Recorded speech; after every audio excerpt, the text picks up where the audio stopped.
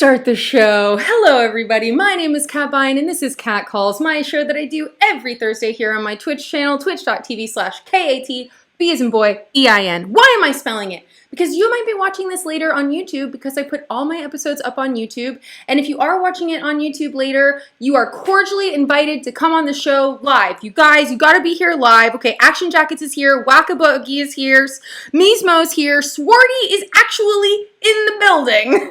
Okay, he's not in the building. He's like in the computer or whatever, because he's coming on the show. And I kind of fucked it up because I should have done this. Swardy's coming, everybody. Oh my goodness, it's just a little bit of delayed applause, no big deal, everybody's so happy to hear it. And hello, Dark Krug. I'm so bad at naming everybody's names, but I'm actually pretty good at getting awesome people on the show because, of course, as everyone in the chat is saying, Swardy is absolutely a legend. I'm so honored to have him here on the program.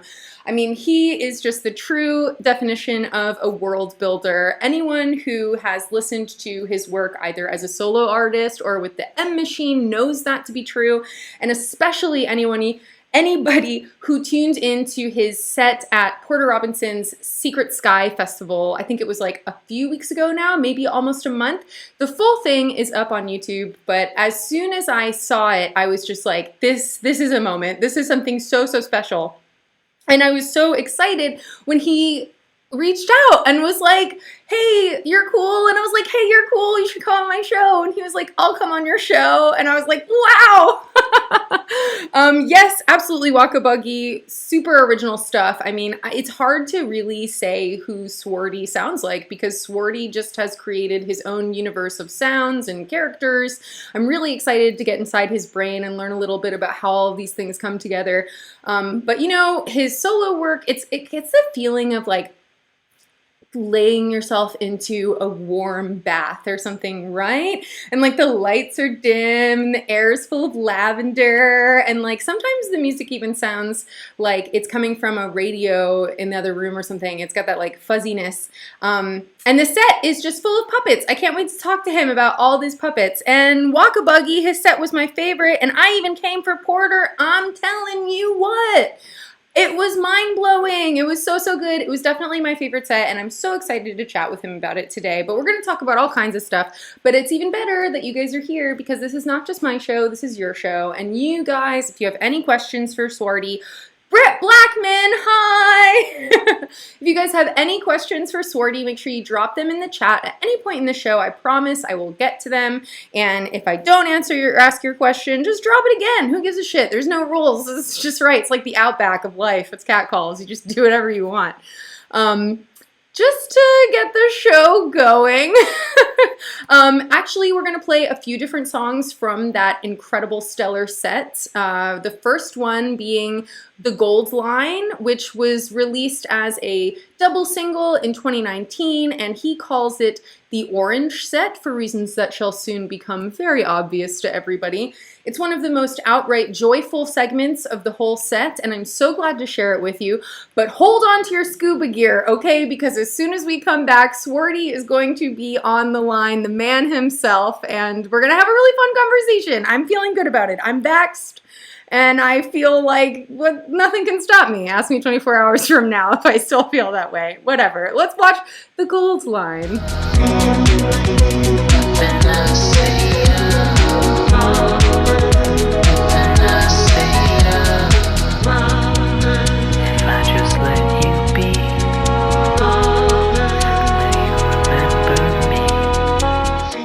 Hello, who's with me? Knock, knock, who's there? You gotta... It's Swardy! Wow. Look at that. Smooth as molasses, man. Just worth it. Already the coolest guest on Cat Calls. Thank you so much for joining me. Everyone is just raving about you in the chat. Everybody's like, woo! And Dirk Krug immediately is picking up on what we need to talk about. They're like, coolest backdrop. So I know that you might give us a little baby tour later, but like, look at this magical wonderland that you're in. Welcome to the workshop. Yeah. I'm in about a third of my apartment space, which is a workshop that I share with my wonderful friend and also the director of the Secret Sky set, Sarah Lou. So yeah, she makes puppets here, and I do my embroidery right behind me. Incredible. So many questions. I can't wait to just talk your ear off about the set. I mean, I guess we could jump into it a little bit. Waka wants to know, is that chalk sticks on the shelf? Yeah, I'm sure. I mean, you're like, how should I know? First of all, which shelf? Yeah. But usually the answer is yes. So yeah, maybe we can pile them all in and we'll just answer them all. Yes, it's on the shelf somewhere. We should play a game where you guys name something and I try and find it on the shelf. Ooh, I Spy? Yeah, that would be very great. Very great. That's a good idea. We got room to work with too. Let me do a little pan. There's the fabric wall. Okay, I have to quickly say, for a place that is so full of stuff, it is incredibly well organized. Everything. Sometimes. Everything looks like it has its place. Leica from space, Swardy Jim Henson collab when? Let's just get Good question. Good question. Yeah, I'm sort of like, I'm pretty loyal to like the Lucas Henson collabs back in the day. So that's what I'm looking for. I know Lucas doesn't get he's, people have sort of gotten over that guy, but I feel like, I was sort of, bred on the Dark Crystal and the Labyrinth. So absolutely, those are two genuine classics that just can't be argued with. Did you watch the updated Dark Crystal 2? I think it came out on Netflix. It's funny. I saw. So I've seen some scenes from it, and one in particular was like where they brought in. Have you ever seen Barnaby Dixon? He's like a YouTuber, singer, puppet maker, fabricator who does these incredible two-handed puppets.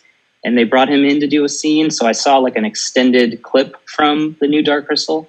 And then my girlfriend told me that it's great and incredibly effortful and really beautiful, and also canceled, I think. Canceled because like they just won't renew it, or because one of the like gelflings turned out to be no, I don't think so. Not socially canceled. Yeah, no, I think I don't know. I could be wrong. I hope I'm not spreading misinformation. Maybe somebody in chat knows better, but I was under the impression that maybe it just didn't get renewed. Well, if that is the case, I personally feel responsible because I have not seen it myself, and I should have been there as a huge, giant Dark Crystal fan. I really let down the crew and everything. But since we're talking about puppets, how do you feel about being John Malkovich? I mean, now I consider myself a big fan, but I'm super late to the game. Okay, in general, Spike Jonze is like that's a 2 thumbs up for me. Definitely. Sort of like a hack fan. I mean, I think I saw it less than a year ago, and was it blew my mind. Also, I think his first feature is being John Malkovich, which is insane. Yeah. It's funny. I actually rewatched it like a few months ago as well, but I watched it in college, and same. I mean, as soon as you see that movie, you're just like, I'm sorry, this is a work of genius. But also puppets. Puppets are the theme. Sad puppets. Yeah, well, it's interesting. Puppets they're definitely, it's sort of a new thing in my life too. I guess I've been in LA for about 3 years, and for about 2 of those, I've had a lot of puppets around me. So I still think of myself as there are a lot of puppets in LA. Yes, that is a thing. Yeah, it's funny when you come here, and obviously I bet a lot of chat is here in LA, but for those who aren't, when you come here, there's this funny thing that LA does where it really loves to like segment.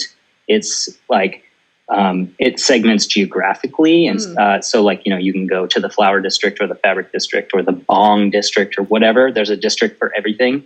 And then the people love to do this too, but like maybe that's true anywhere, but the clown people are healthy and in touch with each other, and they work together, and they're very aware of their own culture and friendships. And then there's the puppet people, and then there's like, your traditional comedy, but then you also have your like physical comedy people who some come from like, Cirque du Soleil or something like that. There's just all these communities of people. And of course, massive overlap, but I've been so outside of many of these, but fascinated by all of them. And I'd say puppets, is the one that's been sort of like now has gone from my periphery to like, I guess I sort of just live with one of them. So, which is exciting. Honestly, though, I'm so enthralled by everything you just said. I feel like the next time I go to LA, I need you to be my shaman, because usually I just get sucked into the like cocaine district or whatever. The like, hey, the EDM, like, there. let's link and build district. And I would so prefer to check out the fabric and bong and clown districts. That sounds really fun. Yeah.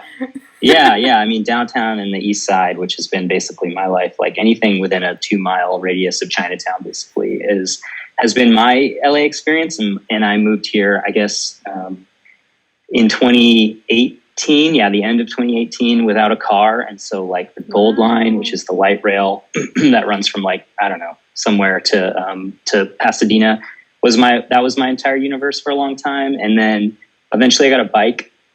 Actually, Matt Zoe's roommate gave me a bike, and then the LA River became my universe. So that, like, basically here I live like pretty close to Highland Park, in between Mount Washington and Highland Park, and yeah, so like anywhere along the LA River all the way to Burbank, these are my zones.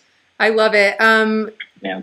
Dirk Krog, active in the chat, also just picked up on what I picked up on, the Gold Line. You named that beautiful song we just heard after the Incredible. Yeah. I was spending a lot of time. This is pre-pandemic when I was spending a lot of time on the Gold Line. I kind of stayed away from public transportation once COVID hit. But for a while there, carless, the Gold Line was just sort of like the perfect way for me to get around. And I'm sure everybody who like writes or draws or writes music can agree, just like something about trains that's just like inspiration, just like sort of attacks you. And so, that song definitely was a little ode to my favorite way to get around. I love that, especially I think because trains are like, they're quick, but they're not so quick that they're a plane. Like, you're still watching the world go by outside your window, and it does have a bit of a like pastoral quaintness to it. Even if you're in a city, you're like, oh, I enjoy watching everything go by. Like, yeah, totally. I have said in the past that there is a perfect speed to sort of absorb like the world. That's suddenly it's getting a little too poetic. I just really like the speed of a bicycle. I have done some like long distance cycling in my life. Ooh. And like, I think walking is a bit of a drag if you're really trying to go a long distance. I mean, obviously that's not true if you're in like the beautiful wilderness or hiking on a long trail or something like that.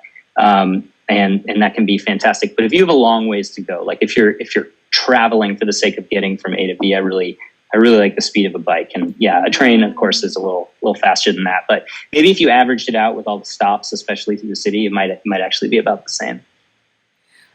Oh, okay. I'm sorry. I got a little Story wants to know, do you ride a fixed gear or a road bike? Mm-hmm. Neither. I have gotten like really, really, really dedicated to my unicycle. Just kidding. It's early 90s. Maybe we'll take a look at it. Should I wheel it in? I have sure. I have like a classic Specialized rock hopper. It's definitely a kid-sized bike. I'm pretty short. I'm 5'6", and so it's a little small for me. But I'm just gonna wheel it in. Do it. Okay, everybody, just wait a second. I'm gonna bring it in. Everybody, just wait. Okay, hello, Lane. Oh, we're definitely gonna get your comment in there. I'll just scream it out. Okay, Lane, member of Slow Hours. Shout out Slow Hours. Everyone listen to Slow Hours. Just to say hi to Swardy. Really big fan of your work and so fascinated by the Secret Sky set, and your universe reminds them a lot of Spike Jonze or even Wes Anderson. So I don't know if you got that in your... Oh, it's a bike. Look at this guy. Damn, that's pretty sweet. Yeah, this is my friend. Spent a lot of time. It's your bestie. Yeah. You need to deck it. You should get some little spoke cards or like a bell. I don't know why I'm trying to infantilize your bike suddenly, but no, I know what you're talking about. I used to put the baseball cards with the oh my god, I almost called it a C-37. There's like a film term that I've been inundated by these film terms because the people around me are. Anyway, clothespin. Yeah, clothespins. Yes. Yeah. There we go. Yeah, with the baseball cards for me. probably X-Men or Pokemon for some other people, but yeah. Baseball cards. Cool. Very normal of you. Thanks. Yeah, I am nothing if not normcore. Yeah.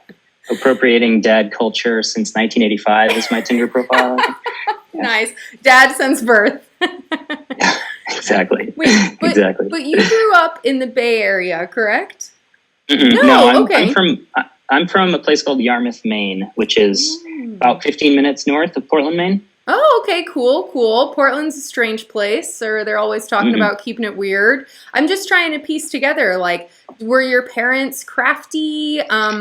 Where did you kind of soak up the influences to be such a world builder, like a storyteller, a scene setter? Let's see. So my parents are both really creative. When I was a kid, they were working together at an ad agency that my dad started.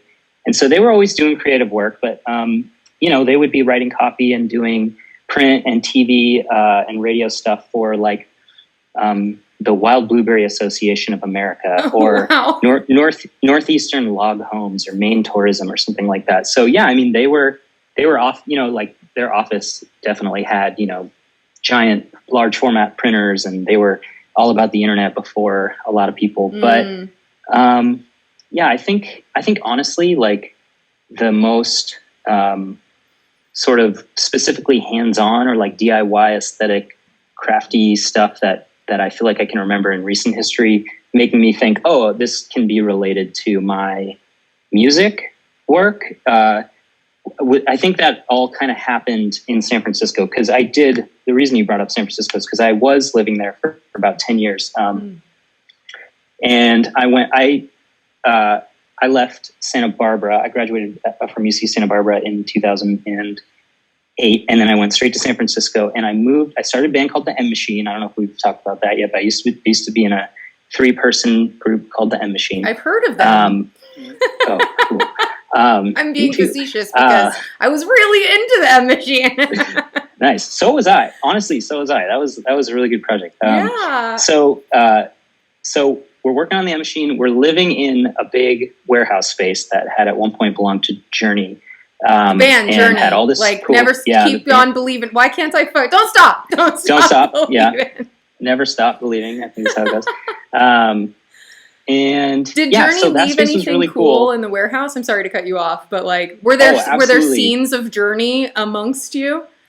Well, kind of. So I would say Jefferson at the time, Jefferson Starship, but I guess all the way back through their Jefferson Airplane days, they had left sort of like a pretty big business footprint on the other side of this space. So the studio itself, which was where we wrote all the M Machine music, was a big, beautiful, old school studio, with like a control room and the glass window that led out to the live room, like sort of an idyllic, beautiful, classic studio space that, of course, we would like slap a laptop on top of and just like do our bleepy bloopy M Machine stuff. Wow.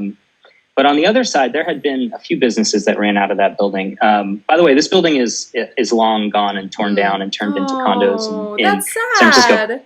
And it does sound really sad. We got a lot of years out of it that we didn't expect to. So that from the perspective of the history of that building, it is a bit sad.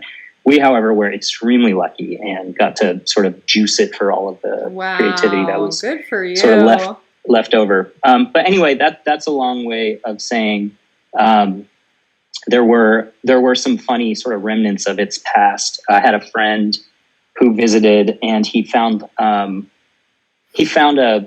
Post-it note that just said Grace Slick, and then I had a phone number underneath it. Shut up. Him being him, he decided to call, and he said, "Hi, is this Grace?" And he said, like, what sounded like an older woman's voice came through the line. Said, "Yes, who's speaking?" And he just got really scared and hung up. Oh my God!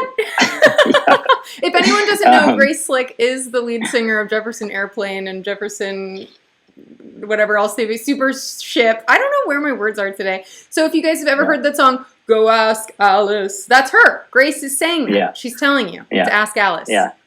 My friend got to speak to her. Maybe. And then the other thing was that we got just a hilarious amount of fan mail for Mr. Big. What? Like from the Sex and the City character? No. Here, Okay. I'm going to jog your memory. It goes, I'm the one who wants to be Oh with my you. God, Yeah. yes. Yeah. Be with you. Oh my Yeah. God, So anyway, incredible. so there was some funny old equipment in there too. We for a little while anyway, we had a DX7 until like some old cool like Grateful Dead guy came in and like took it back. And there was this old ARP Odyssey in there, which if you've ever watched the amazing YouTube documentary, I think it's called I don't know. Anyway, you'll find it. It's about ARP synthesizers and the history. Anyway, the Odyssey is like this really beautiful old machine. And there was one sitting on the countertop when we went in there, and it's the kind of thing that like you turn it on, you plug it in, you hook up some speakers, and it cannot for the life of itself hold a tune. So it wavers like as if somebody was taking your cello and just like spinning the knobs Wow. constantly, and just, you know what I mean? So That's so that cool was though. that was pretty cool.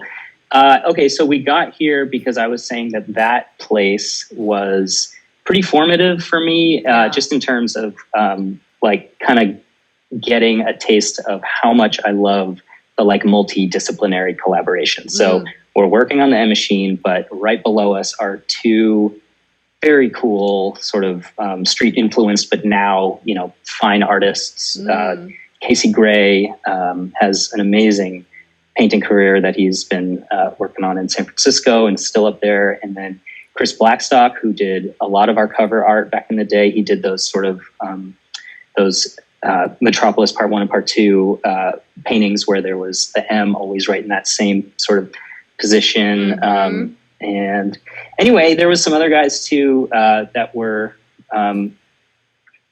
running their sort of fledgling art careers out of that same space. And I think the most rewarding projects I did was getting to sort of like work with and learn from and take influence from those guys. And so, yeah, I'd say that's sort of like the beginning of me being like, ooh, I really want to roll this cool discipline into my music, or roll, you know, this other, you know, papercraft or stop motion or whatever it is, you know? Yeah. I mean, that's so fortunate to land in a place that's just so full of creative minds. I mean, you get that many people together who are just kind of like dreamers, but also doers, I think. People who like act on their wild hairs or whatever. And that is just like, what a field day. I can only imagine. Yeah. I guess it makes sense too, because, you know, what really struck me about the M Machine when I first heard of you guys was that it did feel very cinematic and large, and like it was more than just some banger that you were going to listen to on a dance floor. It was like a world that you were being invited to. But also it felt to me, from my perspective, like you guys came out and it was just like, these guys are amazing and they're like producers and they're the shit. But like, what was it like from your perspective during those years, and what did you learn that you still take with you now? Yeah. So I feel like I think I know exactly what you're talking about, because we definitely, before we had released anything, like our champions were Skrillex and Porter Robinson. The videos we were working on were being produced by Scott Pagano, who now is totally untouchable. I don't even know if I could get him to, you know, write an email back to me. Maybe he would. And Mike Diva, who definitely would write back to me, but definitely doesn't have time to do my music. You know what I mean? Yeah. Like all these people, and I think that, like, yeah, just in general, we got lucky, but we're also ready. So we're writing this music, and we were calling ourselves Pants Party. I don't know if you've ever heard that name before, right? Yeah. So what a great name. we're promoting ourselves on MySpace, and like, if you like, there might be some remnants of the MySpace Pants Party. There's like tacos and kittens like spinning around, and the whole thing is super tongue in cheek. And then we're working with this guy, Aaron Green, who ends up being our longtime co-manager alongside Neil O'Connor, and that's Slush Management, who manage Porter Robinson. But at the time, it's just like, you know, two guys, and they don't have any clients except for Pants Party. And Aaron is like moonlighting he's booking talent at a little tiny nightclub in Santa Cruz, and he's like, you know, you got to meet this guy Skrillex, and we get along super well, and he comes and stays with us for a while. So yeah, I mean, it was like, yes, I think that we were working really hard. I think we had like a cool idea for how we could put a little bit of a spin on some of that heavy electro that was very popular, but maybe in our minds was missing some of the like brooding cinematic apocalypse feeling that we were sort of, kind of hooked on just at the moment there.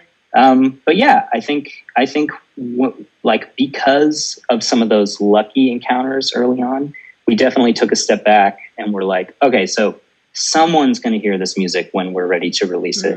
So maybe let's try to make sure that it comes out the door in a more professional way. So we changed the name and we, cash in every bit of social credit that we have to get these videos and stuff like that. Yeah, I mean, it definitely, it wasn't unintentional, but there was some luck involved too, to be able to sort of like have it all, neat and tidy like that on the way out. And of course it wasn't neat and tidy. It was a mess. And everything was, fly by the seat of our pants and stuff like that, as you'd imagine, and completely held together by duct tape. But yeah, I think we've acknowledged over the years that there was sort of like a good combination of that stroke of luck mixed with being just like fully naive in a way that can be so powerful. And I've talked about this before, like there is this incredible superpower you can have when you're just new enough in an industry, right? Where you don't know how much you don't know. You don't have like enough experience to realize that you probably should sit down and, maybe spend some time learning from some people who've been around for a while. Instead, you just kind of kick out the door and you're like, look at us. And people respond and then you're there. And so, and I think that there is a power to that you can never really get again unless you move on and you switch industries or you try to participate in a different game. And I've kind of started to make a whole career out of that. I mean, it's like, I don't know how to embroider merchandise. Like I just do it. And then I pretend like it's my thing. And and people think that's interesting, and I really appreciate it. And if somebody who knew what they were doing was to look at it, they'd be like, "This is a mess. Like, your stitch density is insane, and you're using a hobbyist craft machine that's for old ladies to make quilts, and you're charging people $60 for a sweatshirt, And it's like, and you're like, I am. That's what I'm doing. That's exactly what I'm doing. Yeah, and I'm not, completely naive. I know those old ladies. I know what Facebook group they're on, and they're very helpful. And they think I make great sweatshirts. You go. Absolutely. Here's the thing: if you're making it by hand, it's not just any sweatshirt; it's couture. That's right. That's right. This is Swardy Couture. Yes. You've got some on right now, don't you? Right there. Yeah, did you hand embroider that right there? Yeah. So it's all machine. But I will say, I just want to excuse myself. I was hoping you'd ask how I was doing when we first started, so that I could tell you. I'm so sorry that I'm an asshole, and I did not even think to ask you. How are you doing today? We just rolled right into it, which I like about us. Okay, so I am also having a very weird day. We went 3 days without hot water, so I took my first warm shower this morning. Congratulations! But I didn't connect. That meant that everybody in my building was also going to try to do laundry at the exact same time. Oh, no. So I left the laundromat like 10 minutes before we were supposed to go live here, and just left my clothes. And so this is So anyway, I wouldn't usually be wearing my own merchandise, and this one also has like some failed test stuff on it too. But yeah, that's the story. My clothes, every single one of them is spinning in a machine now. So. We believe you. Yeah. You have other clothes. It's true. You don't have to, I promise. You'll see me next time on Catcalls, and I'll be wearing something different. Amazing. You mean you're not a cartoon? You seem like a cartoon character, though. Like, you might be two-dimensional. Yeah. I definitely would benefit from having like 11 of the exact same outfit. The Doug Funny closet. Yes, I was just gonna say the Doug Funny closet. That's such a classic scene. Classic scene. All right. We're just rolling here, and I love that. But I want to talk about the set. So talk to me about like the moments that Swardy as a solo artist was born. Also, like, status of the M Machine, as far as I know, you guys haven't like broken up, but you haven't. I think since you started doing the solo work, you haven't released any new M Machine material, right? Right. So, I mean, when we talk about it, we always say we're on permanent hiatus. But honestly, there's not a lot of thought that's gone into it. Right around, well, that's not true. Let me clarify. Right around maybe 2016, Eric and I. So Andy had left earlier. He was ready to make some adult decisions and had become just like this incredible programmer. His developing path and that side of his brain, which is vast, it was really starting to take over. And that was really awesome when we were doing these sort of mixed media projects. I mean, he could really sink his teeth into, I mean, Andy wrote beautiful music for us too. I don't want to take away from his contribution to the music because that was substantial. But he also had these extracurriculars he could do for us. Like he was building websites where you had to like follow clues to find, remixes before they were released. And he built this web app where the mechanism was, you can have our album, but for free, but you got to get it from somebody who already has it. And you need to be like in a certain proximity from them. I love of course, that too. Yeah. And then there's the M, which was this giant light machine. And he was, developing for that back before it was like a little bit easier to send Ableton signals and whatever OSC or MIDI he was sending to this big M thing. And so anyway, when we started to try to make things a bit more efficient because we hadn't gotten a paycheck yet after all those years of touring around and opening for people. And we were still struggling pretty bad. And it felt like, okay, like we're great DJs. We should DJ for a while. We're passionate about it. We're listening to music that's like more DJ appropriate. We even wrote a little bit of music that was a little bit groovier. And we were taking some influence from Dirty Bird. And that started to look cool to us. And at that point it was like two guys in a flash drive, jet setting. And and so he took that as his cue to go do something else. And so Eric and I are keeping it going through the release of the full length, which is Glare. Yeah. But he and I are both writing music, and we're having this experience over and over, which is like, okay, this song is great, but do we want to release it as the M Machine? And then he would do another one, and we'd have that same experience. And so we kind of made a deal with ourselves, which was like, let's not try to like force feed this music to the M Machine audience. Let's start our solo projects and see what happens. And this is sort of what happened. It became more interesting and more satisfying for both of us to go solo. And so he had an excellent head start on me by the time we finished our last tour, which I'm going to forget if it was Rez. We opened for Rez on a North American thing. And cool. After that, he was ready to go. It was starting to be more difficult to schedule M Machine dates because he had so many, and I was ready for just like a break. So we sent him off to do Latrell full time, and I took about 6 months and traveled through Colombia and just fully imagined myself doing something else. I didn't know what, but I figured, okay, this is like a pretty cool period at the end of the M Machine sentence. So maybe I should see what it feels like to wear a different identity and just put some thought into that, and also give myself a rest from like a pretty, I don't want to say homogenous, but like, I worked on the same thing from when I was like 22 to when I was all the way into my 30s. And so it was kind of like, maybe I just haven't even tried putting on a different hat. And anyway, so 3 months into my Colombia trip, and I'm just writing electronic music every day.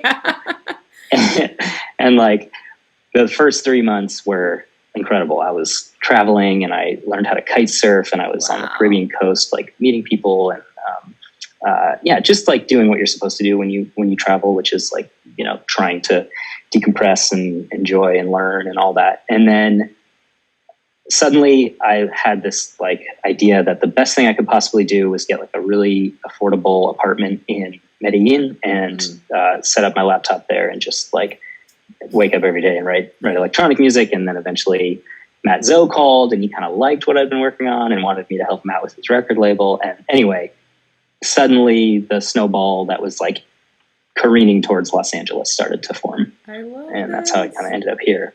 Well, first of all, I love that story. It's beautiful. And I feel like it also sets us up for the Into the Light segment that I pulled from. Just that little kind of element of the questioning and the voice finding. It could be fun. So I will play that now. And then when we come back, we will talk all about this magical set and we will get to your questions and it'll still be fun. It's been fun so far, right? He's like, okay. Okay. No. I mean, for some reason, I was like looking at chat when you said that, and I was like, "Chat, hello? Are we having fun here?" Yeah, of course I am. Yeah, I'm doing great. Okay, right into the light.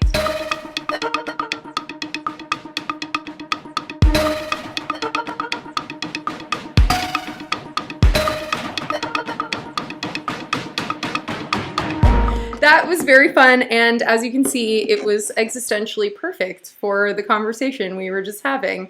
But I have to ask you, where did that conversation come from? Where did the mind monster and the light treadmill and the journey to find one's own voice spring up in you?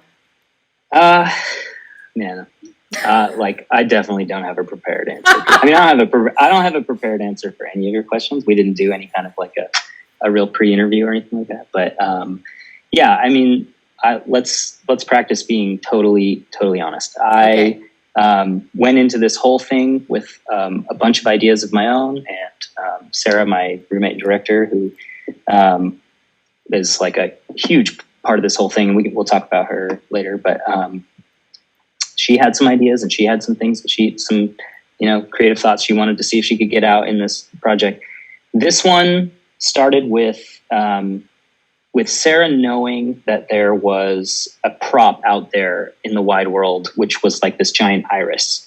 So it was something that she had worked on. Sarah, I can't remember if we mentioned on stream who that is, but is my roommate, and she is the director of the Secret Sky. Yes. Shut up, loser, on Instagram. Yeah.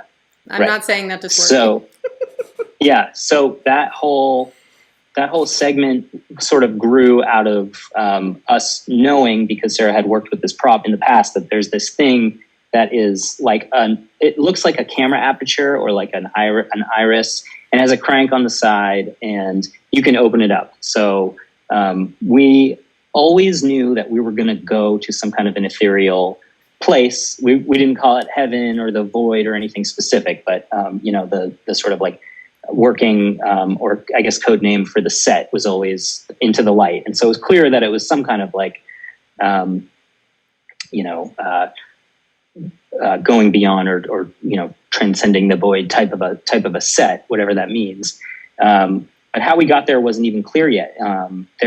If you notice throughout the Secret Sky set, I both sink after being, dragged underwater from a giant squid, but then I also underwater explode from a deep sea mine encounter, and both of those were mechanisms to like send me to the void potentially. So you were going, and so we're all going. So we had like no matter what, we're all careening towards the light. So anyway, eventually we figured out that it was going to be the deep sea mine from the kelp forest. That explosion was going to send me there. And we were looking for a way to connect the dots between ideas that we already had. And one idea was this idea of walking on a treadmill towards the light, which could sort of open at the beginning and close towards the end. And then the other one was the idea of getting to this machine, which is the gold line that you guys saw before I came on. And that machine was obviously supposed to be some kind of nostalgic instrument that was gonna, I don't know, get its juice or its musical energy or something from a memory. And so the memory machine. So we invent the conversation about finding your voice and how you're going to do it, and the idea of reaching into your past or something like that.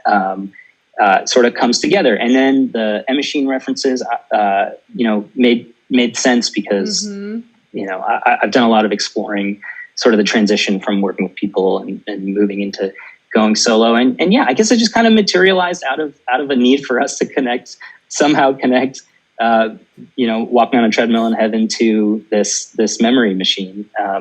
And so we just only had so many tools to work with. And one of them was the unfrown, which is Yes. the smiling or frowning character, who in the Solar Express or Into the Light set that you guys just saw, was played by my girlfriend Lauren, and that was pretty exciting. She helped out across all over the place throughout this entire set. Sure, it took a village. But that was where that was her I guess first acting appearance. You see her very briefly in the kelp forest too. Get her an IMDb. Let's do this. No. She's going places. So anyway, so it was like bred out of necessity. We had to write the story to connect the dots. And it doesn't really get much deeper than that. I mean, it's pretty deep. It feels deep when you're there. Yeah. It doesn't, I think so. I mean, it's a question, right? You're asking the audience as well. How will you know? My favorite is that he goes, or she, or they, the monster goes, "You won't for a while." Yeah. Right. Which is very true. I feel like anytime you stumble upon something in your life, you don't really know that you've stumbled upon it. Until you're able to look back and go, "Oh, that was a pivotal moment." Yeah. I know. Hindsight is a really beautiful thing.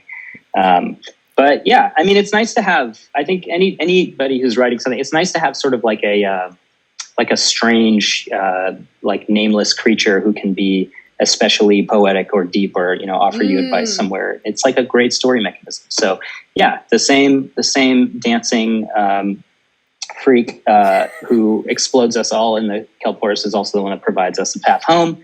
And I mean, as far as like it being a little bit not being particularly specific in the message, that's not totally unintentional. It's funny, we've talked a lot about the M Machine. One of the things I'll mention really quick, and then I promise we can move on from my past, because your past will always follow you, so it's fine. There. Yeah, it's there. But I do compare my solo stuff with the work that I did for the M Machine all the time. Sure. And one of the things that we did constantly was to like really spoon feed an ultra specific narrative to people. So if you care about, like sci-fi influenced apocalypse, concept albums, then like the M Machine was for you. I mean, we were going to give you everything you wanted, from like, the names of each character to which song to listen to while you're reading which part of the short story. And I think that's really cool for a certain, subsect of a niche. And I think as I got older, it was like it became more interesting to sort of appreciate the idea of making something that like people are allowed to sort of shift and mold into their slice of experience. So I try not. It's funny. I had this exact conversation with Kill the Noise recently. We went for a walk, and he asked me, "What does it mean? What was going on with Solar Express? What was that conversation all about?" And I started to ramble like I am right now about how it doesn't have like a really specific meaning. And he said, wait, never mind. I have my own feelings and meaning about that. And if it wasn't intentionally like that from you, I don't want to know. I feel that. It's funny. I'll just plug myself too. I just did an interview with Gaspar from Justice, and he has a solo album coming out. And oh my God. Wait, what? Yeah. Kat, who are you? Who am I? I'm Kat. What? But yeah, and it was so cool. I love Justice.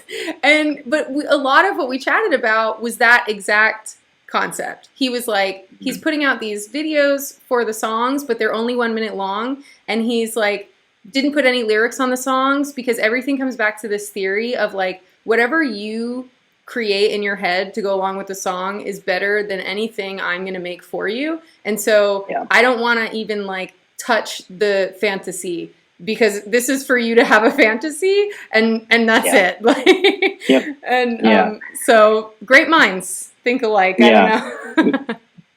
It's interesting. It's funny because like a lot of times your influences and like the stuff that moved you deeply was 4 years ago, and it came out and it did its cycle of influence, and a couple years go by before somebody who was influenced that works up either the courage or the skill set to make their masterwork that is in some way inspired by that.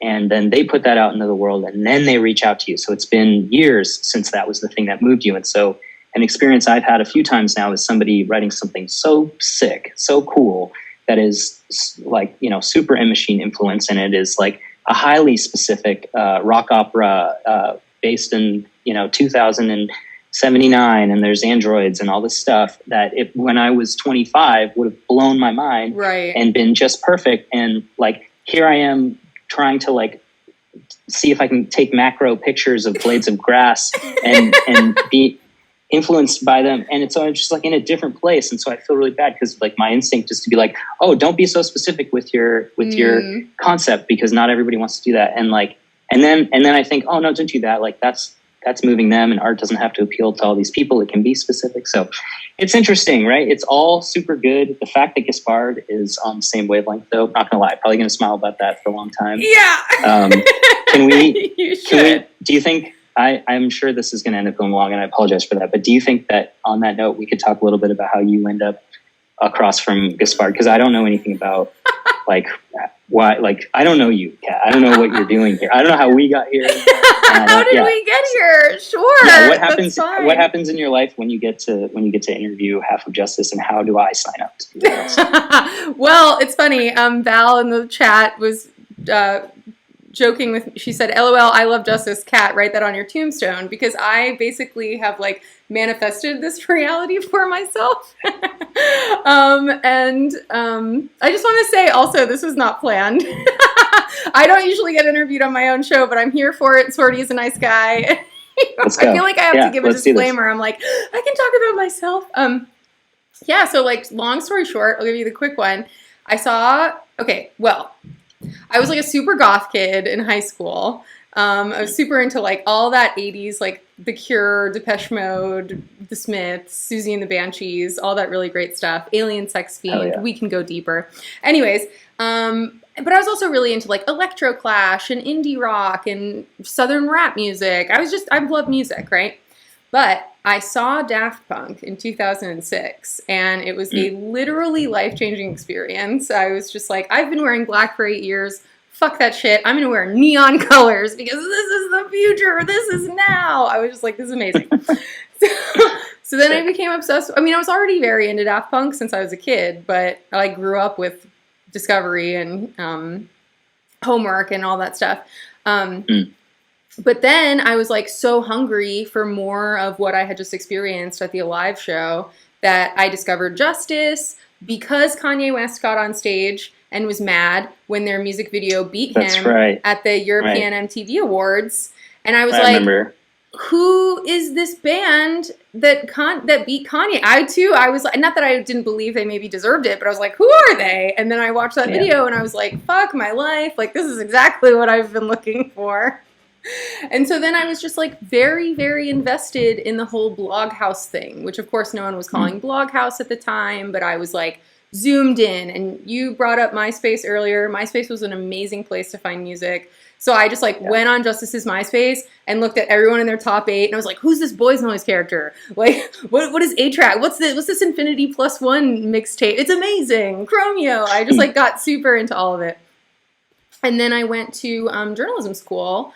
Kind of because I didn't know what I was doing, and my boyfriend at the time, without telling me, applied to transfer to go to journalism school, and I was like, how could you do this to me? And he was like, well, maybe you should too. Like, you just like edit all our friends' papers for school, and like you're really into it, like maybe you should do that. And I was like, okay. And then I went to journalism school, and right away I was like, yes. Like there was like this might be longer response than you were looking for. No, I know everybody who doesn't already know the story does want to hear it. So, and I certainly don't know it. So please, yeah. Okay. So I was like, there was a, when you go to what's it called when you start school and you have to go in for the meetings and like you meet your dean and stuff like that? I don't remember what it's called. I want to say it starts with an I, but I can't remember. It's not intermissions. It's like something like that. Anyway, met the dean of the school. Like early, like with your advisor or something like that. Yeah, it's like a welcoming brigade type thing. And the professor came in and he gave this big talk about like, most of you guys are going to get to a reporting class and you're going to fail and you're going to hate it and you're not going to hack it and this just isn't for you. And I was like, this is it. This is for me. I'm gonna do great at this. This is exactly my thing. And so I started. I started in journalism school, and I started writing for the school paper, and I started a blog with my friends. And fun fact. Ooh, what was your blog called? I want to know what your blog was called. It was called Fresh Wet Paint. It was always fresh and sticky.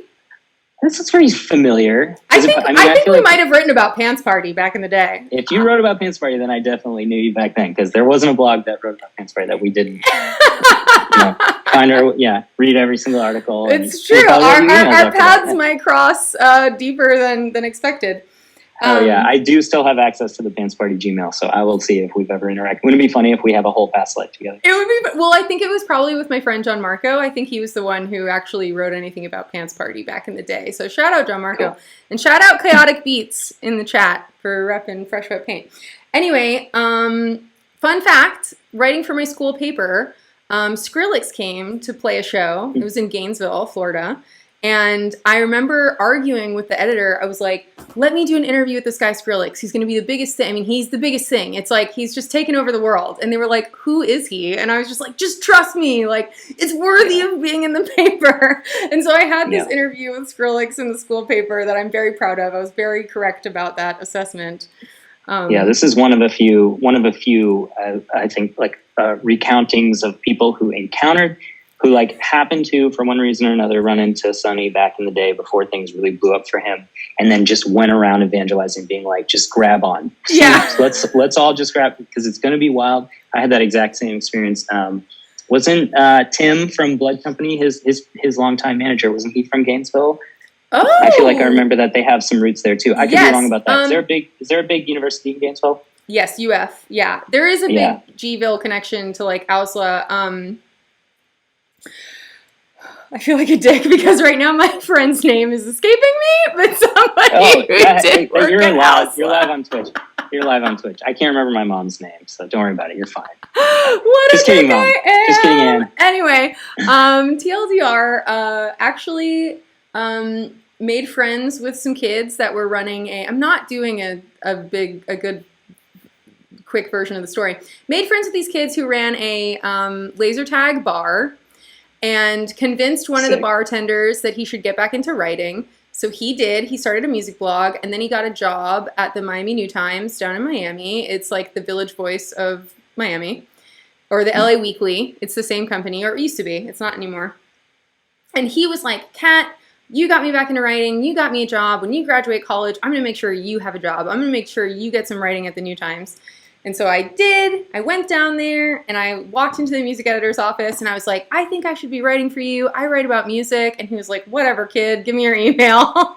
And then I did like one story where I covered a Dead club night. And he was like, do you want to write something every day? And I was like, yes, I do.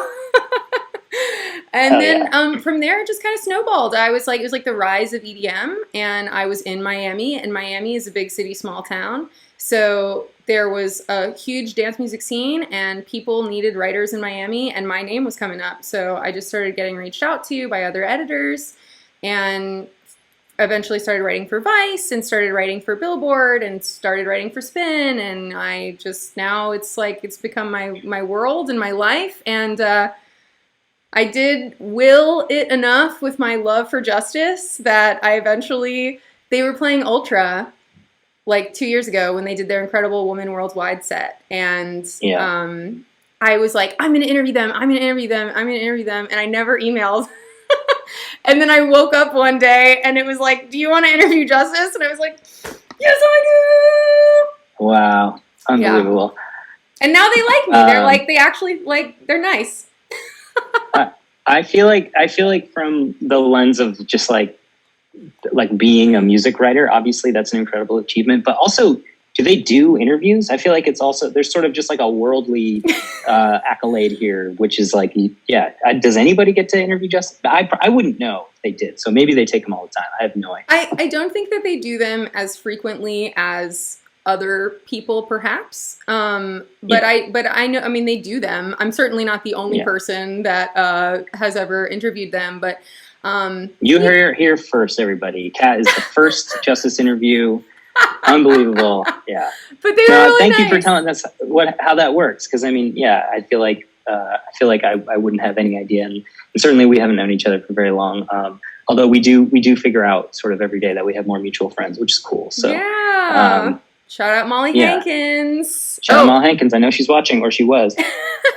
Anyway, what an out of body experience. Just telling my shortened life story. That's how I've felt for the past 20 minutes, however long we've been on here too. Turning the tables. Yeah, it's this really is what strange. It feels like? Oh, trying to access all the little bits and pieces from your past, but tie them into whoever the heck you are now. Yeah, it's bizarre. I know. Well, I certainly, I think I'm here for the manifestation. I've come to trust. You know, I'm not like this epic woo-woo person who's like, oh, manifestation and crystals and shit like that. But like, I think I do have some pretty good manifestation powers. Also, my birthday this year was election day, and I like purposefully, I had like donuts for breakfast, and I put a candle in, and I was just like, Biden's gonna win. There you go. Thank you for that one. Thank you from all of us in the chat. We're very appreciative. I used my birthday wish for humanity. Thank you. And also, I just want you to know that something I figured out while you were giving us a little bit of history is that even though chat can't see it, on my phone, which is a Zoom conference call, I am perfect. I'm going to screenshot it. Oh, wait, my hand gets in the way. I am flat Eric right now. His face is covered, and it is just my head runs perfectly down into flat Eric's body, and I just want to know that. Yeah. I feel really good doing this interview from the perspective. Yeah. I'll try. I'll do my best. And boom. Got it. All right. Yeah, I think I got it. Amazing. Okay. Sweet. Well, no, seriously, thanks for taking us on there. I'm sure there are just as many people who are curious about how one ends up sort of sitting where you are as they are about, winding up sitting wherever I am. Speaking of wherever you're sitting, you did threaten a house tour before. I'll give you a spin. Okay, we'll do a spin. We'll do a spin. Yeah, I'll give you a quick spin. I'm happy for spin. All right, so, yeah. Should I flip? Do I flip or do I not flip? I don't know. It's up to you. Choose your own adventure. Wow! Holy crap. So this when I moved in here, this was primarily Sarah's workshop. So she's got her puppet sort of den here where she makes a lot of different things, including some of these masks. This is a dream. And she's got her fabric wall. She's probably going to be so bummed that I didn't warn her that so she could clean out beforehand. It looks very clean to me, and Omega, didn't say that right, probably says this is the equivalent of touring the chocolate factory. So, wow! Yeah. There's Lauren. Say hi to Lauren, everybody. Lauren. This is the rest of our space. That's Gub. This is where we watch Secret Sky. That's a projector screen. Yeah. So cute. Let's see. That's our window outside that we use as a door most of the time. Oh, this nice. This is a tree house. I love this. Wow. Yeah. Every inch of this place is like inspiring. Yellow couch, brand new chandelier. We just put that up. We were woefully low on light for a long time, so that's pretty exciting. Well, I'm glad let there be light. I won't take you upstairs because I guess that might be an invasion of someone's privacy. That's fine. There you go. Yeah, that's the majority of our living and workspace right there. Erisant wants to know, how the hell did you end up in the most badass spaces? See, you too. You too. I have definitely been a little bit lucky about my living spaces. The warehouse. There was a connection up in San Francisco to Eric. You guys know as Luttrell.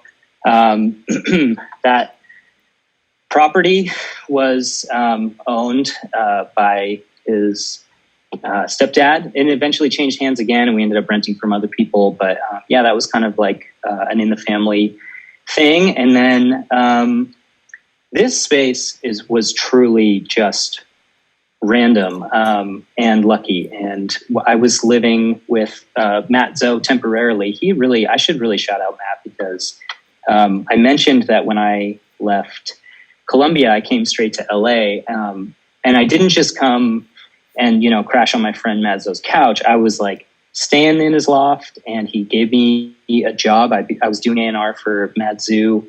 Ooh, well, good anyway, work, because that label has always had its eye on some good talent. And Matt Zoe is just an incredible talent as well. But that's sick. Yeah.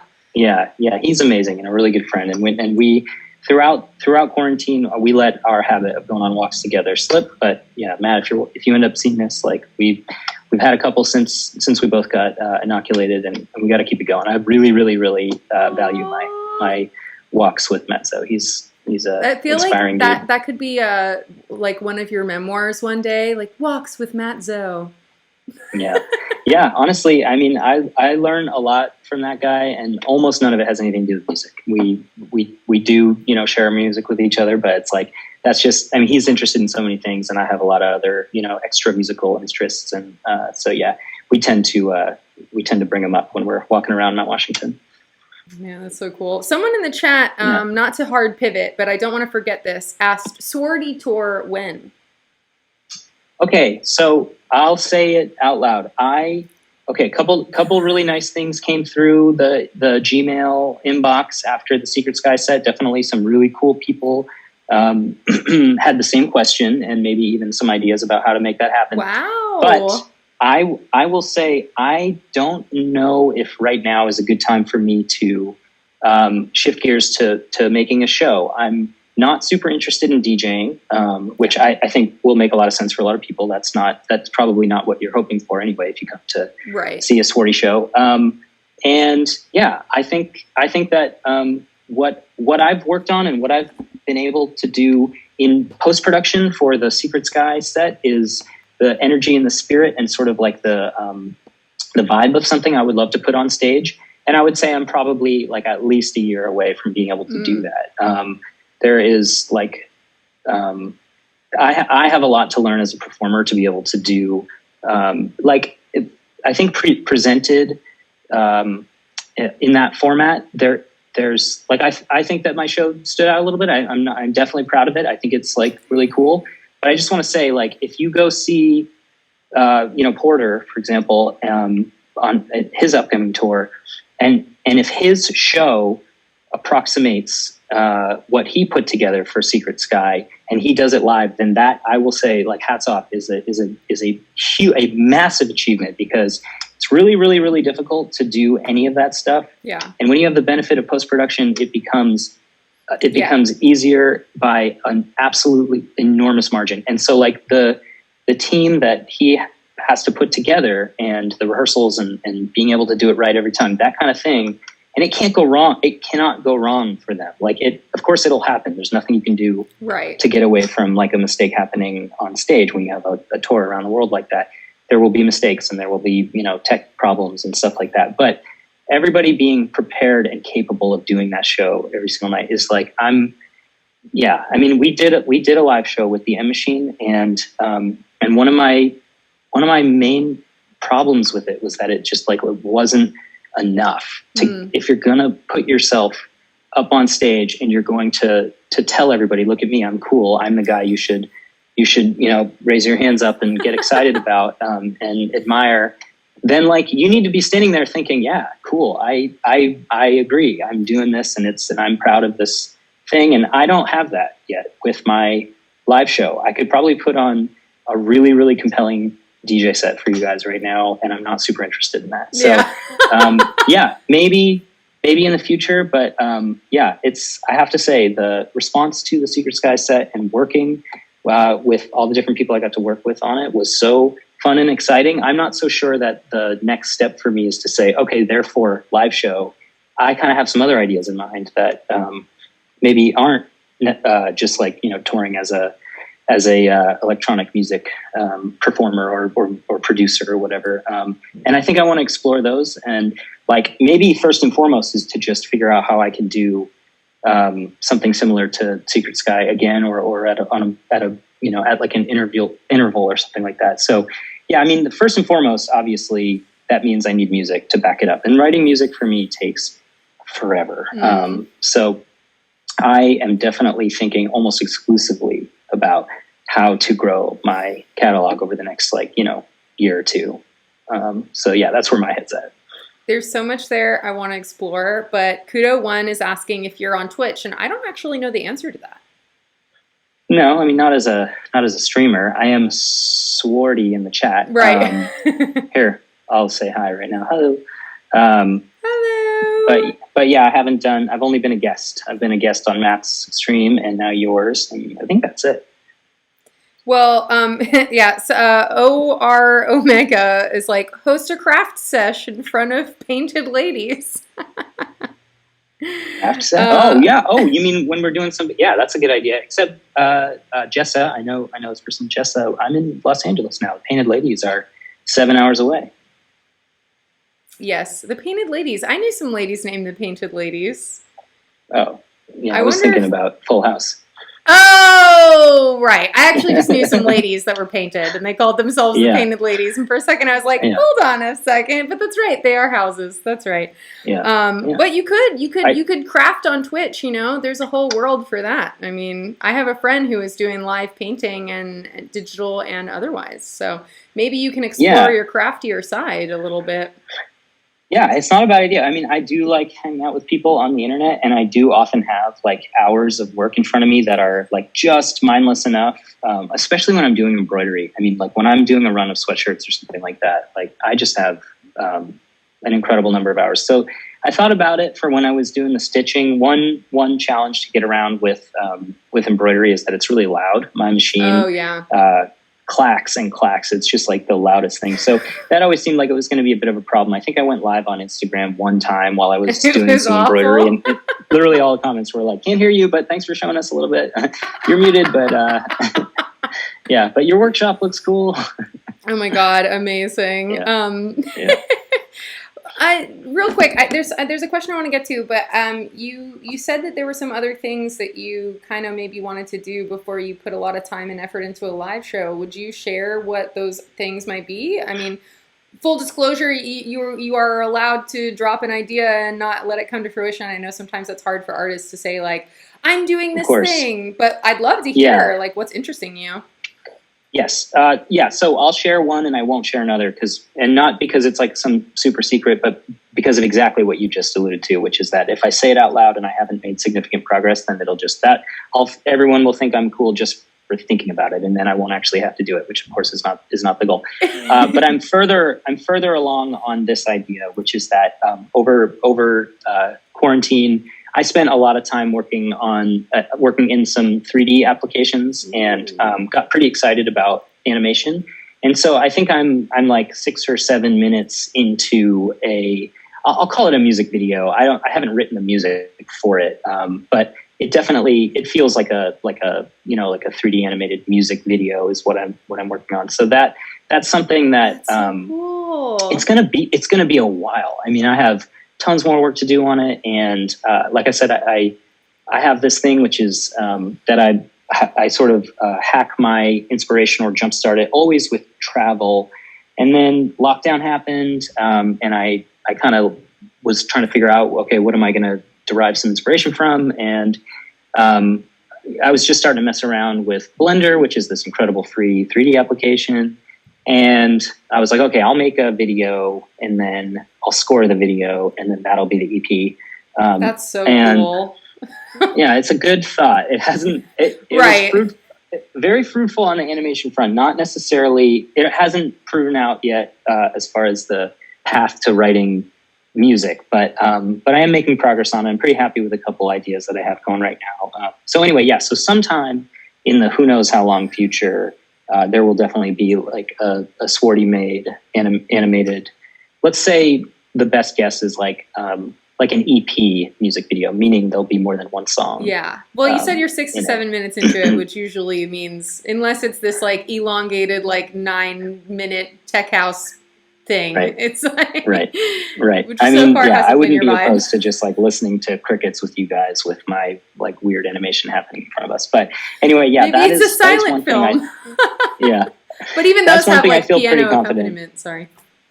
Oh no, all good. Yeah, I was just going to say that's one sort of extracurricular I do feel pretty confident is going to come out eventually. That's so And exciting. It's yeah, not shocking though that you're, both with the set and with this idea that you've shared with us. I mean, because it seems very multidimensional music already. Like that installation 323 track you have, where it's just mm, like going down an elevator with someone. And I love the bit where the woman's like, "Oh, I can't believe my ID expired today. I'm sorry I made you come up here." And you were like, "I can." It feels yeah, very like passive aggressive for every person who's like, yeah. "Can you get me at the door?" Yes, yes, yeah. I mean, that was like such a fun thing to explore. I had been working on. I've had some people sort of be a little too. I haven't proven myself out yet as like an installation guy. So I am surrounded by some people who have incredible immersive art installation experience, but I'm not one of them. I've been intrigued and I've participated and I've gotten to help install, but I have not, directed a show like that yet. It's something I do care about a lot and I think is really inspiring. So a couple times now I have put together presentations for music festivals to be like, hey, like, thank you so much for your invitation to play. I would prefer to have some space not on stage, but instead on the ground somewhere where I think I can put together a really interesting performance or space that would be, like about me and about my music, but more importantly about a space that people could interact with. That. And maybe there's a storyline, maybe there isn't. We've had lots of different ideas. And so this kind of thing, I have not been able to get anybody to take a risk on yet. But I do think someday someone's going to take a chance on me, I hope. And so that's another thing that like is kind of exciting for me. So anyway, all that to say, Installation 323 is totally me taking the energy of like working really hard on this pitch and having this idea for an immersive experience and then having them be like, nah, I don't think so. And being like, oh, well, if I can't have it, I'm just going to like, I'm going to create it in audio form and everyone will hear it. That. Yeah. You're like, it has to be underground. It's really loud. It's really loud. Yeah, it's really loud. Obviously, there's some fantasy elements there too. Oh, that's so fun. Someone else was asking where the inspiration for the Under the Sea bit came from. Well, I'm going to assume that they mean the set for it. I assume so as well. Yeah. Yeah. Although I don't know why I wouldn't talk about both. So the song for the first Submersiverse? half of, yes, Great name. We call that scene the Kelp Forest. Yeah, Submersiverse and is also totally derivative of some things that I have experienced from the immersive world, right? So yeah, Submersiverse is the first half of that set. First things first, got to shout out Emma Bradford, who I did a little bit of tweeting about, Instagram posting about, who was the art director for that. So great. That set. Beautiful. We knew already going into that before we had conversations with Emma, and by we, I mean me and Sarah, that we wanted to do a kelp forest. And so like, if you just type kelp forest into Google, like a Google image search, you'll see there's like always this angle. You can always see, you see up and then it sort of like fades to this bright infinity. And that was it. That was like the entirety of the concept. We're like, we know we want kelp. We don't want the kelp to sort of move to the music in some way. It could like sway or maybe it bounces or something like that. And then anyway, thanks, Emma. Do your best. And yeah.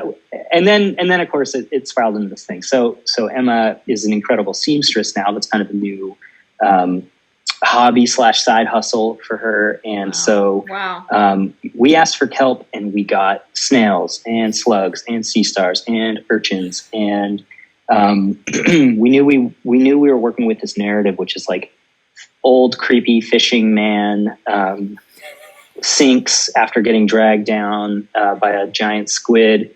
And then like many years pass and he's turned this underwater reality of his into a bit of a musical oasis. Okay, so we have the organ, which is really my MIDI controller that we placed into a gutted organ that we got on Craigslist. Nice. Free.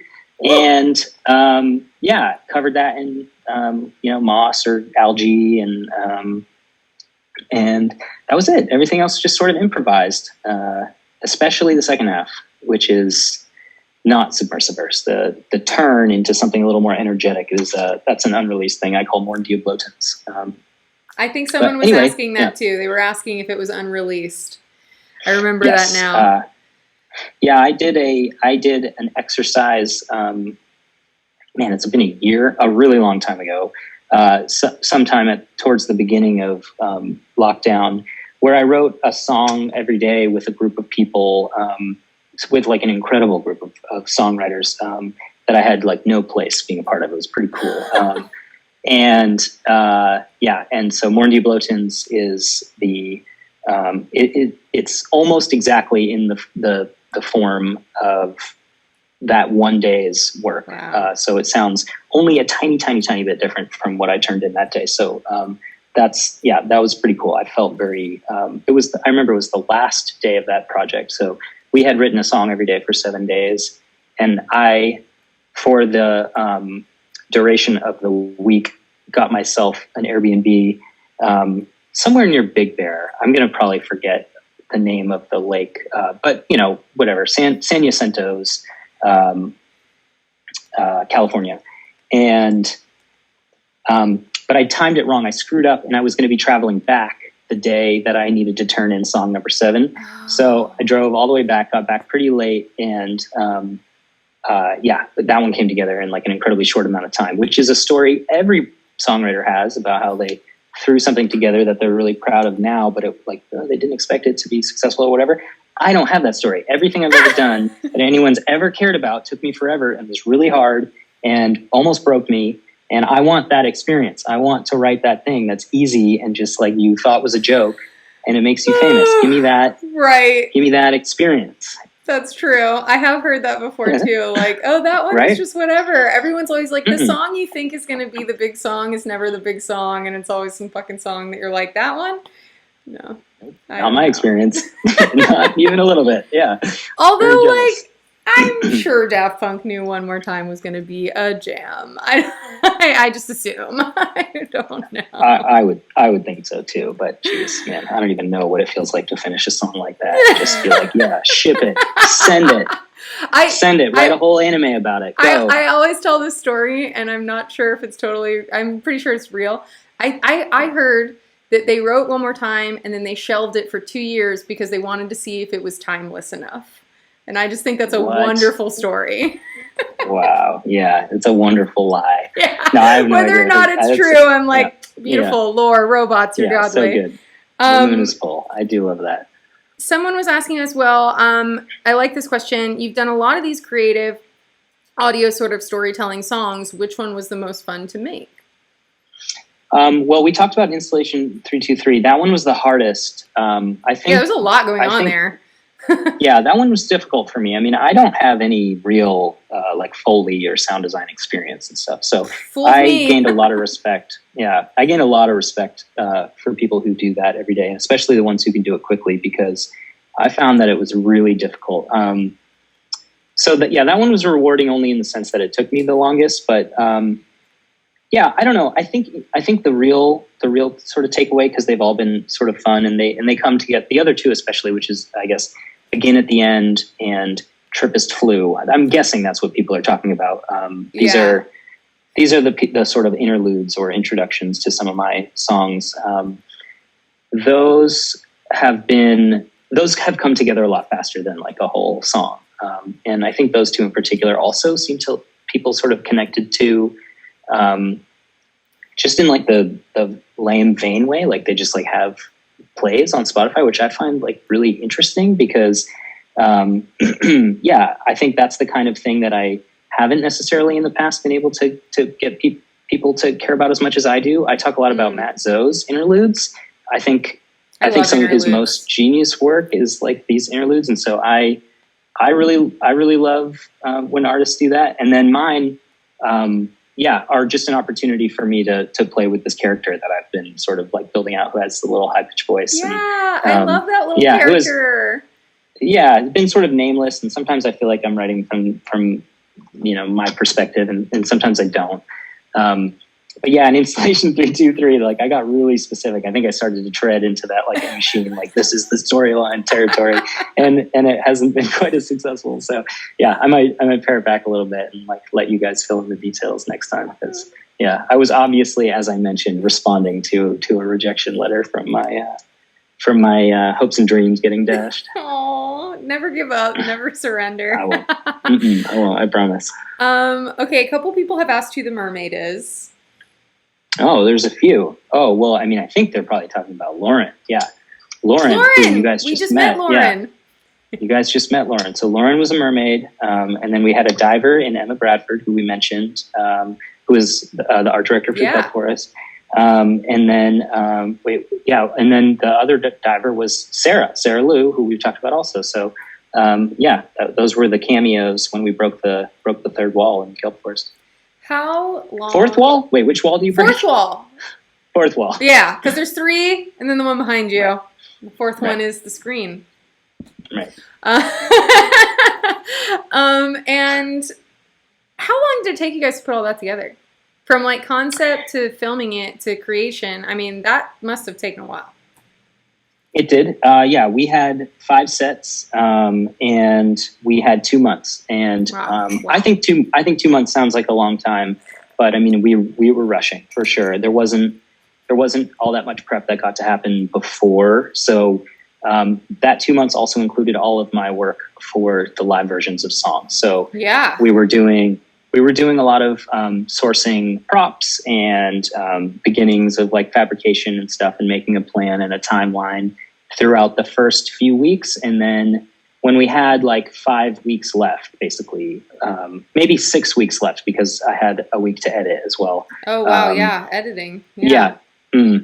So I guess with about 6 weeks left before we needed to turn in our performance, it was prep, build, shoot, prep, build, shoot, prep, build, shoot, prep, build, shoot, prep, build, shoot. And at nighttime, I would be working on not just like the live versions of these songs, but also the live implementation, because it's a weird thing, making sure that you're going to be able to not just play parts live for recording, but also be able to like reach or somehow remote start and stop the computer and make sure you save whatever it is that you. And for most of these sets, it was just me and Sarah. Well, that's not entirely true. We had help on almost every one. But anyway, going into planning, Sarah and I were thinking, okay, we need to be ready for it to just be the 2 of us in there. So like, who's going to run the computer, because Sarah is, running the camera and I'm supposedly acting and all this stuff. So, 2 very, very concentrated months of work. That is incredible and amazingly impressive. I'm sorry, I don't mean to not react to that. I was just looking at the questions in the chat too.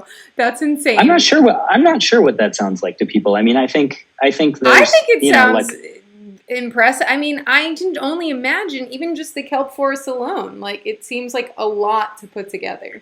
And even just doing this show, which is like pretty minimal amounts of like tech know-how and video editing skills, is like, it takes a lot of fucking time. And I can't imagine to do something that's like more than 30 minutes long and also put the music together. Like, hats off to you. That's really, really a fine job, and your whole squad. Yeah. Well, yeah, I mean, I guess the squad is really that's the secret sauce, right? It's like there are so many things that went into that 34 minutes that just like definitely don't exist without the people who, know how to like glue LED lights inside of a machine, and make it run off of Ableton, or gut an organ. Although I think now I could gut an organ again if I had to. But yeah, just everything to do with a camera. I'm just a complete noob, and So we should really pull in some people who worked on it. And yeah, maybe we'll try to do that after we go to our next break. Do we have another? Well, I really am just going to ask, we do have one more, but I'm just going to ask a couple more questions. I have to cut you off, but is someone really like, I'm torn. I'm enjoying this. I can't do it forever. Let's roll one more clip, and then we can sort of check in and see if there's time for more. But we gotta like let these poor people in Twitch chat go. Okay. I mean, either way. All right. You want to play a video, or do you want to just keep going? We can keep going right now, and I can play the video at the end. No, let's do one more clip. That'll give us something to talk about, and yeah, we'll see if our friends want to jump in too. Okay. I'm playing the video. So this one is this is the kelp forest. We didn't watch that one yet. Yeah. I guess not. Okay. Yeah. So here we go. Talking all about it.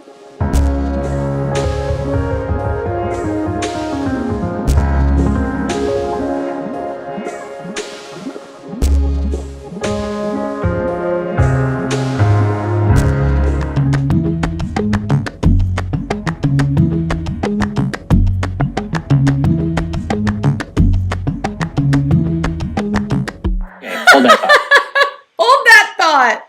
I always get kind of like surprised. Oh, hi, Laura, Sarah, and Emma. Everyone knows them now. The mermaids are your mer friends. We're all in on it. Yeah, I can't even explain how important the women in my life are. These are shout these out are big the shout ladies. Yeah. That's awesome. Well, I'm really glad that we've been able to really hear more about the people involved too. You know, it's like, Swardy, it's your name on the thing, but even when I was watching it, I was like, this motherfucker has cool friends. Like, this is definitely a group project. Yeah, it was. It was just a big group friend project. It had to be. I mean, this is my bubble. That's what you're looking at there. It's my bubble. So wow, cool bubble. Yeah, I do. I have cool a cool pod. bubble. That is just I'll stand behind my bubble. Someone before was asking, though, and somebody else backed them up, what the name of the creature is, and I'm assuming it's this, like, big smiley... I'm not sure what creature they're talking about, because there's so many creatures.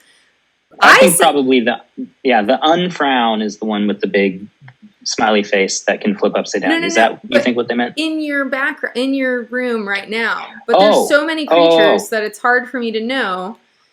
Let's see. I'm interested in the googly-eyed cabinet wardrobe. Mm-hmm. Yeah, I have no idea what's in. I didn't screen test this, so I have no idea what's in here. So I can't show you guys, just in case it's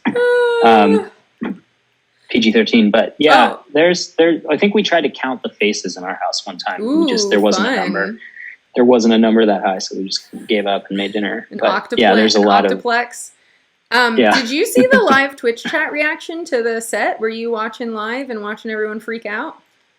I didn't. I went back. Somebody, I was watching, but I was in a Discord with some of the other artists, and their reaction alone was just like so personal and overwhelming and so interesting to me. And it was like from all these people I know personally, but don't ever get to hang out with, and don't even really chat with that often. I'm pretty bad about keeping up with my music friends. And anyway, so that was like, I was pretty silent throughout it, and I was just sort of like trying to absorb what was going on, because my phone was doing a lot of vibrating in that moment. And it was, so anyway, later on, somebody did rip the Twitch chat VOD or whatever you call it, and put it up. So I did get to go back through and watch that, because of course I wanted to see that, because I mean, my vanity is real. I wanted to know what people were saying throughout it, and it was extremely fun. If the YouTube one existed, I would watch that as well. I would love to have seen people's reactions to that. Oh, well, that's good. I know. I feel you on that. It's nice to know that the hard work is like being appreciated, because it's a lot of just like, I'm sure, especially with the video editing process, you had to just be like a person in front of a computer going like, I hope anyone fucking likes this thing. Yeah. I mean, I have like, I don't hide it. I'm like pretty insecure about, doing something a little bit out of the ordinary. It's like, if I was going to go and DJ in front of an LED screen, like I would be insecure, but only because I think I look funny on camera. Like I'm kind of an awkward person. And so that's what I would be worried about, but I could deal with that or whatever. But yeah, it's like when they give you an assignment to do to present your music however you want to, and like, you so obviously sort of I don't know, break the mold's a little too dramatic, but just like take advantage of the format like that. There's definitely this feeling like, oh, I mean, like, are you like the overachiever in the class, and is that cool, or is like, does this celebrate the sort of the live performance, which is the thing that we're trying to recreate and sort of do enough? And so I had this moment where I was beginning to share little bits and pieces with Porter, and I was really nervous about it because I wasn't sure whether, like, how he and his team were going to feel about something like super out of left field and not, sort of the standard format for this. And I think what I was doing was trying to make sure that what I was up to was okay. And he was like right in the middle of getting Nurture V1 is what they were calling it together. And so I'd send him something and I'd get like a really enthusiastic response. Then I'd send something else and he'd just go silent for a while. And like that, like my insecurity is real. So like I would be really nervous about it. And I didn't know how people were going to feel about something. Yeah. Yeah, exactly. Right. Like I go through that same process just like anybody. Yeah. So I absolutely needed and appreciated the feedback that I got that day and like the days afterwards and stuff. And it has made me feel super, super good to know that people are sort of down for something like that with a little bit more storyline and maybe a little less of the the thing that I don't do as well, which is to be like a really, really incredible tastemaker, cool person who just like, I mean, when I think about the difference between my performance and Boys Noise performance, it's like they're so unbelievably different in terms of like the scope of the thing that we're trying to do. Right. And yet I think of like him still achieving an impossibly high bar in terms of like how cool and how much of like a trendsetter and a world changing like tastemaker, the man is. And so, like, that's him. Like I trust and believe in my soul that when we're not watching Boys Noise, he's sitting in a fucking bunker playing hard ass fucking bangers. Like there's just like knobs everywhere. Yeah. Yeah. You're like, he's living his truth. And that's cool. Yeah. And we all think it's cool because we're like, that dude is like doing him. And this is your version of that. And like, it would be awkward maybe if you tried to be like, I'm in my techno banca, but you're like, hey guys, I'm in the kelp forest playing my MIDI organ and this is who I am. And everyone's like, yes. Yeah. So no, I needed that. And my people around me here know that too. I mean, like everybody who knows me personally knows that I like get very insecure about whatever it is that's going to come out soon and stuff. And so I was definitely getting it up from all angles in that moment. And I really, really appreciated it and continue to appreciate it. And I'm a happy Swardy. Happy Swardy. Yeah. I love that so much. Okay. One last question because I'm interested in it too. And someone in the chat dropped, what are you listening to lately? Great question. Jimmy Stack, Fote forever. It's been so long since I answered a question like this that I'm going to dig a little bit deep to make sure I'm not just naming my most recent Spotify likes, which I'm super, super capable of doing. Well, anytime anyone asks me that question, I'm just like, Drake, I think, like for the last 15 years. And that's like not a really representative answer. I'm just always like, I don't know. You're asking me this. Yeah. So maybe I'll take a second on each one. So Jimmy Stack, because I care about Bon Iver and saw the collaboration. And so I kind of dug in. And now I think I care just as much about that artist. Don't know anything about him. I'm sure people in chat know more than me. I don't know who that is or where he came from, but I'm listening to him a lot. Nice. Alex G. Whoa, I feel super angsty for the first time in a while after quarantine, and it feels really good to have somebody that reminds me of like Elliott Smith. Yeah. Sort of like putting out modern music. That's a really good feeling. I am incredible.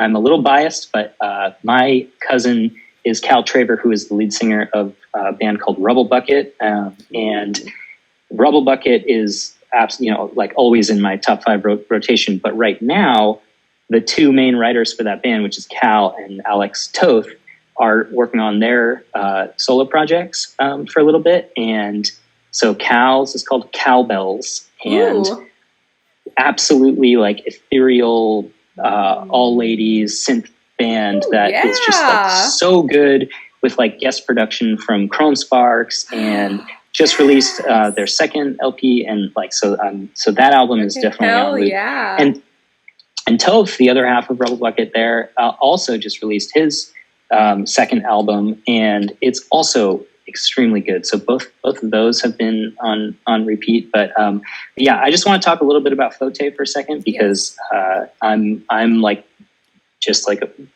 I just love everything that guy does. His music is amazing, and like sometimes I say things like, "Oh, I aspire to write music like Fote," but I never will. It's so different. It's in a whole different universe. And if you aren't listening to all of his full length albums, then like, yeah, get your bike, get your cool blue Specialized, and take his music for a ride, because there's like no better experience. Ooh, bringing it back to the bike. Really about this bike life. Swardy is not just saying it. Okay, well, it's okay. My OBS has told me that I've hit the 2-hour mark. Is someone taking minutes? I need the list. I will upload all of this to YouTube, and we can put links to those artists in the video's description and all that kind of stuff. And hey, shameless plug, if you subscribe to my channel, maybe I'll email it to you. Maybe I'll make it easy for you. But I could talk to you forever. Obviously, this has been very, very enjoyable. I'm gonna kick you off though, just so I have a class I'm taking in like 20 minutes. So, hell yeah, yeah, because 10/10 interview. I'm so glad you enjoyed it. Leica from Space and Kudo One is thanking us as well. I really appreciate everybody coming through. Yeah. Okay. Well, I'll say some things too. I appreciate you guys. I feel like now that I'm actually getting around to looking at chat a little bit, I see so many names that I recognize. So, Arcabound and Jessa, and yeah, anybody else here that I'm missing that's been hanging out with me since the M Machine days. I really appreciate it. And Kat, I really like your program. That's why I emailed you, because I wanted to hang out with you on Twitch. So thank you so much for having me. Thank you so much. Yeah. It really means a lot.